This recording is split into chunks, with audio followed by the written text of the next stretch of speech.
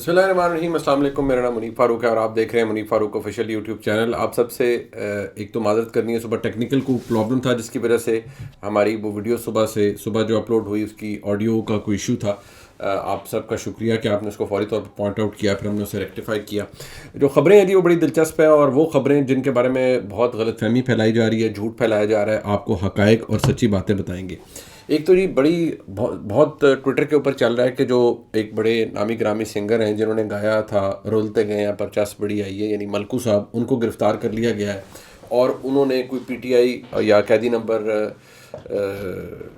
408 یا 804 کے بارے میں کوئی گفتگو کی تھی, یا ان کے بارے میں کوئی گانا گایا تھا جس کے اوپر ان کو گرفتار کیا گیا. پھر آپ کو پتہ ہے ٹویٹس بھی آ جاتی ہیں فوری طور پر. کچھ ایسے لوگ ہیں جو میں سمجھتا ہوں کہ بغیر سوچے سمجھے بھی ٹویٹ کر دیتے ہیں. ایکچوئل حالات کیا ہیں, ملکو اس وقت کہاں پر ہیں, کس کی تحویل میں ہیں, ان کو اریسٹ کیا گیا ہے تو کیسے کیا گیا ہے, کیوں کیا گیا ہے, ایشو کیا ہے, یہ میں آپ کو بھی تھوڑی دیر میں بتاتا ہوں. شیر افضل مروت اس وقت جب ان کو اریسٹ کیا گیا ہے 3 MPO کے تحت لاہور سے, آج لاہور ہائی کورٹ کے باہر GPO چوک میں, تو اس وقت وہ کدھر ہیں اور ہو کیا رہا ہے, اور شیر افضل مروت صاحب کا اس حوالے سے کیا موقف کیا ہے, یا ان کو جو گرفتار کیا گیا ہے وہ کس وجہ سے کیا گیا ہے.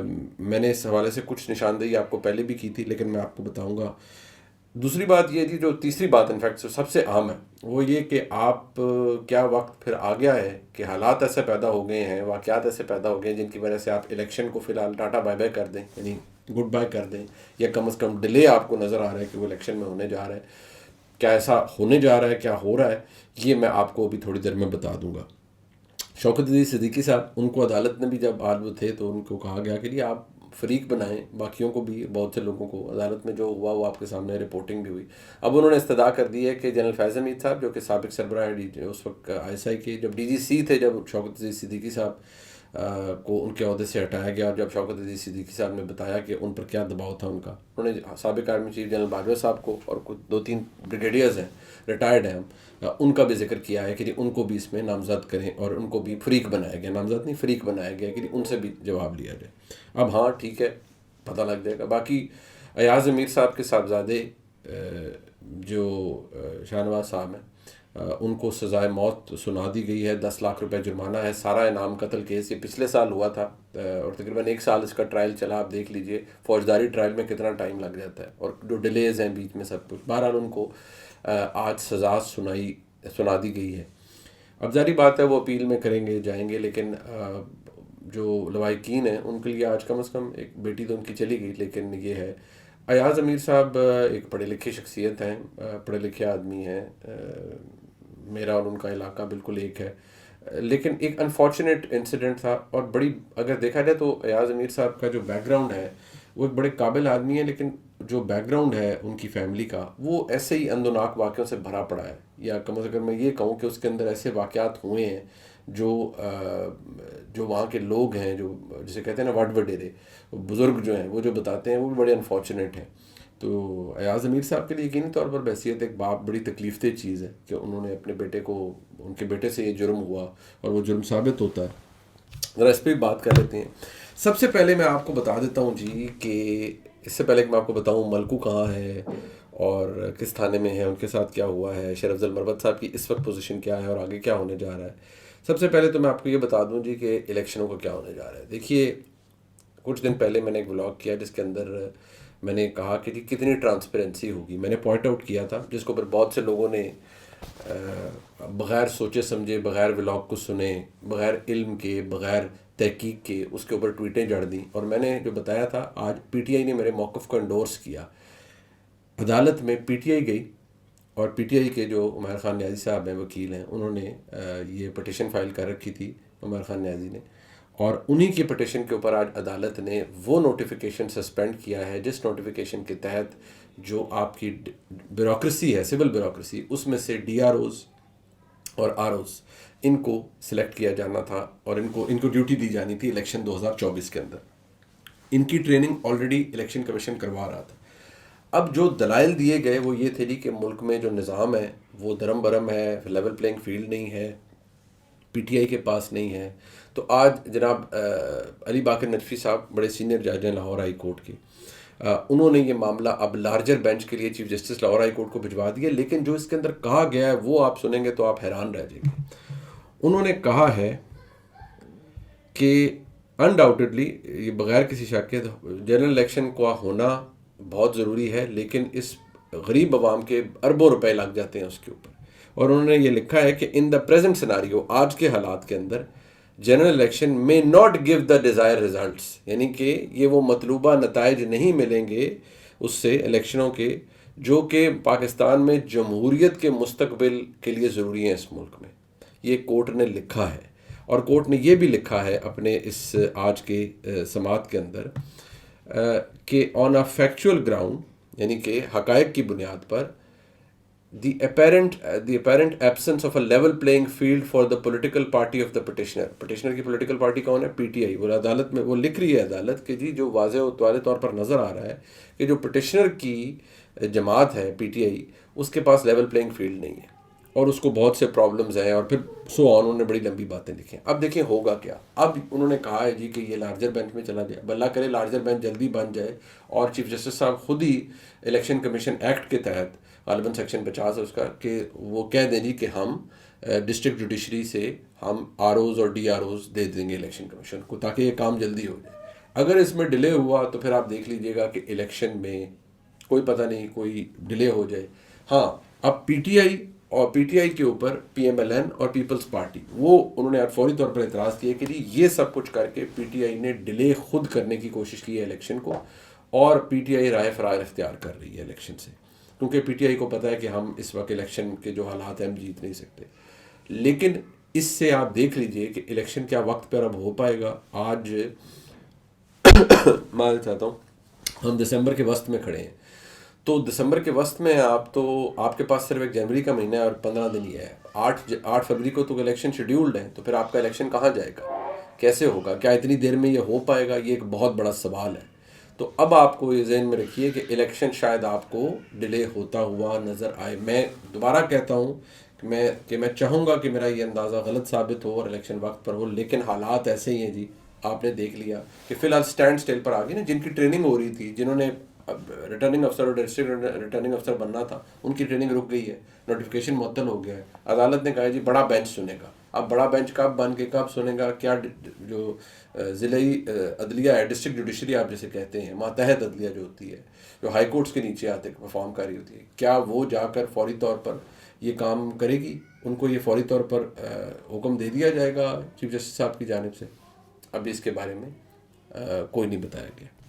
ظاہری بات ہے وہ اب سماعت آگے ہوگی تو پتہ چلے گا. تو الیکشنوں کے حوالے سے تو یہ اپڈیٹ ہے. ادھر سے نہیں تو ادھر سے شاید کوئی کان پکڑ کے نظام ایسا ہے کہ جو اسے ڈیلے کر رہا ہے. اب ذرا اس پر آ جائیں. شوکت عزیز صدیقی صاحب، ان کو آپ کو پتہ ہے نوکری سے نکالا گیا جب انہوں نے راولپنڈی بار میں خطاب کیا، اور انہوں نے کہا کہ جنرل فیض حمید صاحب نے میرے اوپر دباؤ ڈالا تھا کہ مریم نواز شریف صاحبہ اور میاں نواز شریف کو سزائیں دلوانی ہیں، اور ان کی کوئی اپیل نہیں سننی، اور ان کو بالکل کوئی ریلیف نہیں دینا. ان کو نوکری سے نکال دیا گیا.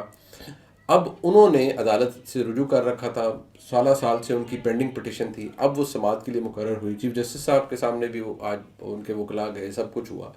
اب وہاں پر یہ بات اٹھی کہ بھائی جو آپ جن کا نام لے رہے ہیں بڑی سیریس الزام ہے، تو آپ انہوں سے فریق نہیں بنایا ہوا، تو فریق تو بنائیں. اب انہوں نے فریق بنانے کی استدعا کر دی ہے کہ جی میں جنرل فیض حمید کو اور جنرل قمر جاوید باجوہ صاحب کو اور 2 کچھ بریگیڈیئر صاحبان ان کو فریق بنا رہے ہیں. اب اگر وہ فریق بن گئے تو عدالت ان سے جواب تو مانگے گی.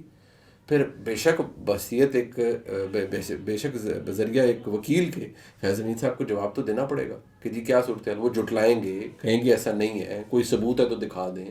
کیا پتہ کوئی ثبوت ہو شوکت عزیز صدیقی صاحب کے پاس، کیونکہ الزام انہوں نے لگایا نا، تو ثابت تو انہیں کرنا پڑے گا کہ میرے اوپر یہ دباؤ تھا. ممکن ہے کوئی ثبوت انہوں نے اپنے لیے رکھا ہو بچا کے، کیونکہ ثبوت کے بغیر کام یہاں چل نہیں پائے گا. ثبوت ہوگا تو پھر جنرل فیض حمید صاحب اس میں پھنس سکتے ہیں کہ ٹھیک ہے جی یہ ثبوت ہے، آپ تو وہاں پر کیا کام تھا آپ کا کہ آپ ان سے ملاقاتیں کرتے اسلام آباد ہائی کورٹ کے ایک جج سے؟ کوئی کام تو نہیں ہوتا نا. عدلیہ کا علیحدہ کام ہے، فوج کا علیحدہ کام ہے، کیا تعلق ہے؟ لیکن یہ مسئلہ ایسا ہے جس سے پرابلم کریٹ ہوگا. اب جی جو ایک سارا نام قتل کیس ہوا، وہ آپ کو پتہ ہے بڑے بےرحم طریقے سے اعظم میر صاحب کے صاحبزادے نے، غالباً شاہ نواز نام ہے ان کا، انہوں نے مار دیا اپنی بیگم کو. اب جس طریقے سے مارا واز اے بروٹل مرڈر تھا، اور بڑا جسے کہتے ہیں نا اندوناک واقعہ تھا. اب اس کا نتیجہ کیا نکلا؟ ظاہری بات ہے ٹرائل چلا. آپ دیکھیے ٹرائل کتنا عرصہ چلا. ان کو سزا ہو گئی. ایاز امیر صاحب کے لیے بڑا دکھ ہے. لیکن جو لوگ اس علاقے سے واقف ہیں ان کو شاید اس بات کا اندازہ ہو کہ ایاز امیر صاحب کی فیملی میں یہ پہلی ٹریجڈی نہیں ہے. ان کے والد کے ساتھ بھی بڑا اندوناک واقعہ ہوا تھا، ایاز امیر صاحب کے والد کے ساتھ بھی. اور وہ بتایا جاتا ہے کہ وہ بھی بڑی تشویشناک قسم کا معاملہ تھا. ان کو بھی غالباً قتل ہی کیا گیا تھا، اور بڑے ہی وہ ایک ٹراما تھا ان کی فیملی کے لیے. بہرحال جو لوگ جانتے ہیں شاید اس کو پتہ ہو. تو بہرحال ایاز امیر صاحب کے ساتھ تو بحیثیت ایک باپ ہمدردی کی جا سکتی ہے کہ ان کے ایک جوان سال بیٹے نے یہ جرم کیا، قتل کیا، اور بڑا ظلم ہے اس بچی کے ساتھ، اس لڑکی کے ساتھ جس کو قتل کیا گیا. بہرحال جرم کیا ہے تو پھر سزا تو قانون کے مطابق ملے گی. اگر آپ کسی کی جان لیں گے تو پھر آپ کو بھی سزا تو ملے گی. اب جناب میں آپ کو فوری طور پر یہ بتا دوں کہ شیر افضل مروت صاحب کہاں ہیں، یا پہلے آپ کو یہ بتاؤں کہ ملکو کہاں ہے. اچھا جی، یہ ٹویٹس آپ دیکھیں، یہ اس میں کافی ٹویٹس ہیں. ایک تو وہ وکیل ہیں اظہر صدیق صاحب، انہوں نے وہ ویسے ان کا نا بڑا مجھے حیرت ہوتی ہے کہ وہ بغیر کوئی چیز تحقیق کیے بغیر ایک تو الزام فوری طور پر لگا دیتے ہیں، نہ کسی سے پوچھتے ہیں، نہ انہیں کوئی تحقیق کرتے ہیں. اب جی یہ مختلف ٹویٹس ہیں. انہوں نے کہا جی عمران خان کے حق میں انہوں نے یہ گانا گایا اور فلان ہو گیا، اور یہ فوٹیج آپ کو نظر آ رہی ہے کہ پولیس لے کے جا رہی ہے انہیں اور اس طرح کر رہی ہے، یہ سب کچھ ہو رہا ہے. تو میں نے ظاہری بات ہے بحیثیت ہے کہ جو ہمارا کام ہوتا ہے، میں نے 2-3 جگہ سے ویریفائی کیا کہ یار یہ کیا ہے، آپ کو کس چکر میں اریسٹ کیا ہے جو ملکو سنگر ہیں. تو پتہ یہ چلا کہ جی سرگودا میں وہ کوئی فنکشن کر رہے تھے، اور وہاں پر کوئی بھگدڑ مچی یا واللہ عالم کیا ہوا، تو پولیس انہیں ریسکیو کر رہی تھی. ان کو ریسکیو کر کے وہاں سے، ان کے ساتھ شاید کوئی خاتون سنگر بھی تھیں یا جو بھی تھا، تو ان کو وہاں سے نکالا گیا ہے. ملکو کو کسی کیس میں کوئی اریسٹ ابھی تک جو میں نے تفتیش اپنی کی ہے، اور متعدد جگہ سے پولیس میں پوچھا ہے، ہائر اپس میں پوچھا ہے، تو انہوں نے کہا جی نہ کوئی کیس ہے، نہ ہی کوئی گرفتاری ہے، نہ ہی کوئی تفتیش ہے، نہ ہی کوئی الزام ہے. ان کو ریسکیو ہاں ضرور کیا گیا سرگودا پولیس کی جانب سے، اور یہ سرگودا میں واقعہ ہوا. تو یہ حالت ہے جی ہمارے لوگوں کا کہ فوری طور پر آپ الزام ڈال دیں، او جی گرفتار کر لیا، فلان کر لیا. او بھائی فون اٹھائیں، پوچھیں، لوگوں سے بات کریں. میں بھی، میرا بھی یہی کام ہے. ہاں ممکن ہے میں تفتیش کروں، میں نے اپنی طور پر جو ان کو انویسٹیگیٹ کر رہا ہوں کسی اسٹیج پہ، کبھی کوئی، ہم انسان ہیں، ساری غلطی ہو جاتی ہے، وہ ٹھیک ہے. لیکن آپ یقین مانیں جن جن لوگوں نے ٹویٹ کیا ان میں سے ایک بھی اپنی غلطی نہیں مانے. ان میں سے کبھی کوئی نہیں کہے گا یار سوری ہم نے جھوٹ بولا تھا، یا ہمیں پتہ نہیں تھا. میں نے کئی لوگوں کے بارے میں تو بتایا نا کہ فوری طور پر وہ ٹویٹ کر دینا، فوری طور پر اس کے اوپر ولاگ بنا دینا، سب کچھ کر دینا بغیر تحقیق کیے، اور ان کا خیال ہے کہ لوگ بیوقوف ہیں اور بیوقوف بن جائیں گے. لیکن جھوٹ آپ لمبے عرصے تک تو نہیں چلا سکتے. تو یہ بھی اس جھوٹ کی ایک مثال ہے. اب جی میں آپ کو بتاؤں کہ شیر افضل مروت صاحب پولیس کی تحویل میں ہیں. میں نے اپنے ایک ولاگ کے اندر یہ ضرور بتایا تھا کہ انہوں نے للکارا ہے، اور وہ للکار تھی خیبر پختونخوا کے اندر بڑے. انہوں نے کہا جی میں پنجاب بھی جاؤں گا اور کنونشنز کروں گا.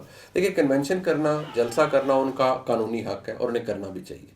انہوں نے کیا، بہت اچھی بات ہے. وہ آئے تھے اس کے لیے، آج بھی وہ ہائی کورٹ کے سب کچھ ہوا، بہت اچھی بات ہے. ہاں لیکن اس وقت جو حالات ہیں وہ ایسے بالکل نہیں ہیں کہ وہ پی ٹی آئی کے لیے کوئی سازگار ہوں. تو آج ان کے ساتھ بھی جو کیا گیا، ایم پی او کے تحت انہیں گرفتار کیا گیا ہے، وہ پولیس کی کسٹڈی کے اندر. اب میں تو یہی امید رکھوں گا کہ وہ پولیس کی کسٹڈی میں ہی رہیں، اور پولیس کی کسٹڈی سے کہیں اور نہ چلے جائیں. اب ظاہری بات ہے جب وہ پولیس کی کسٹڈی سے کہیں اور چلے جائیں گے تو پھر آپ کو پتہ ہوگا کہ وہ کہاں جائیں گے. تو مجھے نہیں لگتا کہ وہ وہاں جائیں گے یا جانے چاہیے قانون کے طور پر، کوئی جواز کوئی نہیں بنتا. اور نقص امن کا ان کی وجہ سے اگر خطرہ ہے تو پھر ٹھیک ہے، عدالت کے اندر اس کو جسٹیفائی کریں، کیونکہ یہ تو فوری طور پر آج چیلنج بھی ہو گیا ہوگا، اور کل عدالت میں پنجاب حکومت کو جواب دینا پڑے گا کہ آپ نے شیر افضل مروت صاحب کو ایم پی او کے تحت کیوں تحویل میں رکھا ہے. ثابت کریں کہ وہ نقص امن کا خطرہ تھا ان کی وجہ سے، تو پتہ چل جائے گا. لیکن اگر وہ پولیس کو بھی ان کے ویئر اباؤٹس نہیں پتہ چل گیا، اریسٹ یہاں پولیس نے کیا تو مجھے لگتا ہے یا ان کو ریٹین پولیس نے کیا تو پولیس میں ہی رہے گا. آئی ڈونٹ نو آگے کیا ہوگا، لیکن آپ کو بہت جلدی پتہ لگ جائے گا. آپ نے ولاگ دیکھا نہیں، اسے لائک سبسکرائب شیئر کیجیے گا. دیکھنے کا بہت شکریہ. خدا حافظ.